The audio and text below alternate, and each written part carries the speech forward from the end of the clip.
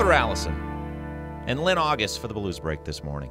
It's October. It is October. You know what that means. Pumpkin spice, Halloween, and way too many holidays packed into each date. They really filled October out with national holidays. I don't know what it is. In fact, today alone, October 15th, National Cheese Curd Day, National Grouch Day, Global Hand Washing Day. Explain to me how today is both National I Love Lucy Day and National Pregnancy and Infant Loss Remembrance Day. Not a joke.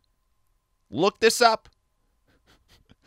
Seems like there's a little lack of communication between departments at the National Holiday Agency there. Didn't cross-check on that one.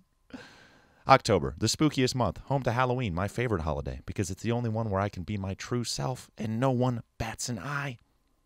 You dress up as Marilyn Monroe any other day, and you get kicked out of class and called inappropriate and gross.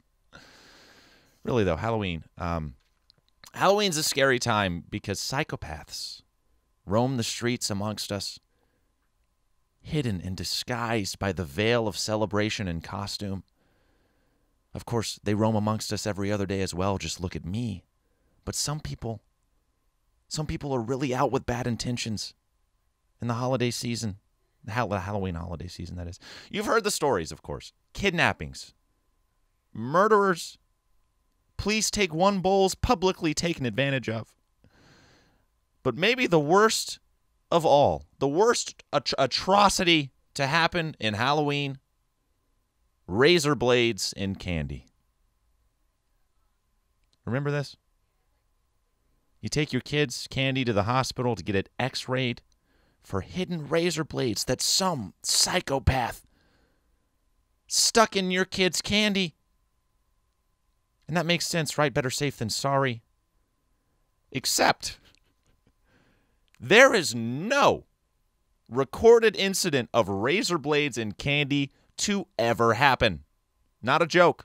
This is one of the biggest myths of all time and is honestly shocking. Let me tell you what happened with this thing, okay? 1959, this is the first incident of like a candy poisoning. A California dentist, William Shine, gave candy-coated laxative pills to trick-or-treaters. Screwed up. Why did he do that? Who's to say? But it's just laxative pills, right? He was charged. Outrage of public decency and unlawful dispensing of drugs. It's over. 1964, similar thing. Very annoyed old lady in Long Island, New York, gave out packages of inedible objects to kids that she thought were too old to be trick-or-treating. And the objects were very obviously inedible. We're talking like steel wool. We're talking dog biscuits, okay? Buttons. Nobody was injured, but she was also tried for these events, for handing out these things, okay? The New York Times then, in 1970, made an article. They wrote an article called "Those Halloween Goodies That Children Collect This Weekend on Their Rounds of Trick-or-Treating May Bring Them More Horror Than Happiness," and provided examples of possible tamperings. And it also blew up extra after the Chicago Tylenol murders of 1982, which is when that person put cyanide, I'm pretty sure it was, in Tylenol pill bottles in pharmacies, and then people had cyanide. It was bad. No one has ever died from a random tampering of Halloween candy. It's never happened. 1970, Kevin Tostin, a 5-year-old boy from Detroit, found and ate heroin that his uncle had stashed, and the boy's family had told the media it was candy to protect his uncle. 1978, 2-year-old boy from Flint, Michigan died after eating Halloween candy, but toxicology tests found no evidence of poison, and the death was determined to be due to natural causes. 1990, Ariel Katz, 7-year-old from Santa Monica, died while trick-or-treating. They said it was the candy, but really she had an enlarged heart. It was a heart condition. Isn't that shocking? It was all the media. Hysteria got so out of control around this, okay? And this is real. Like, I'm dead serious. 1985, there was a poll taken that showed 60% of parents feared that their children would be injured or killed by candy poisonings. 60% of people thought that. And I'm a little worried, y'all. I don't know. I mean, you're telling me that well over half of the population blindly believes everything they read or hear? and make executive decisions based on those beliefs? Where have I seen this before? Hey, tune into The Juke, my friend.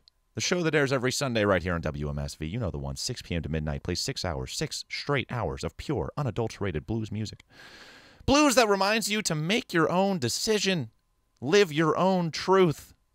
Folks, we're lied to. The media lies. And I know what you're thinking. Brock, aren't you a part of the media? And yes, I am. But I would never lie to you. I tell you each and every day how much I lie to you. Why would I ever lie about that? I'm a liar, and that's the honest truth. I got Dawes up next. It's Feed the Fire. I'm Brock St. Clair. This is WMSV. It was very long. I'm going to be very late to class, so I'm going to make this very short. I'm actually going to write a second video about the poison candy myths because I think it's very interesting. It actually is something I stumbled across the other day. I had no idea what was going on.